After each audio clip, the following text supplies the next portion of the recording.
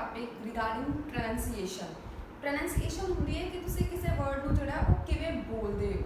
बहुत सारे बच्चे कन्फ्यूज हो जाते हैं जो सी आता है, क्योंकि सी की जिहड़ी आवाज़ है वो स की भी हो सकती है तो क की भी हो सकती है। मतलब एक ही है, दो साउंड्स प्रोड्यूस करता है, स भी ते क भी। हुण किवें पता चलेगा आपां नूं कि सी जिहड़ा है कदों स बोलिया जाना है ते कदों जिहड़ा वो क बोलिया जाना है। So you need to remember these 5 vowels and Y. ये तुहानूं दस्सेगा कि अगे जिहड़ा है तुसीं इहनूं स बोलना है कि क बोलना है। सी प्लस ए, जे सी जिहड़ा है सी तो बाद ए वाउल आंदा है तो आवाज़ कादी आएगी क दी। It means cap, can. Next C plus E, जे ई वाउल आंदा है तो आवाज़ कादी आएगी स दी। Cell, ceiling, cellular.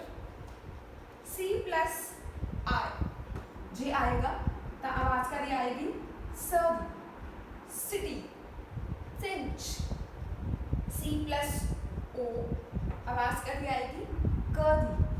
कोट, कूक। सी प्लस यू तो आवाज़ कादी आएगी अगेन क दी।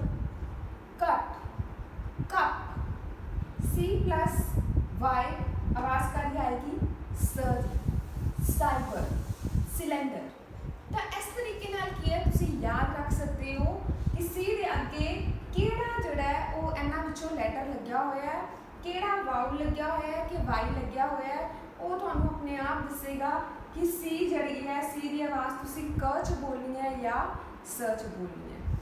आई hope that this topic is clear to you. तो अज तो बाद तुहानूं इहदे रिगार्डिंग कोई भी कन्फ्यूजन नहीं होएगी। Thank you. स्टे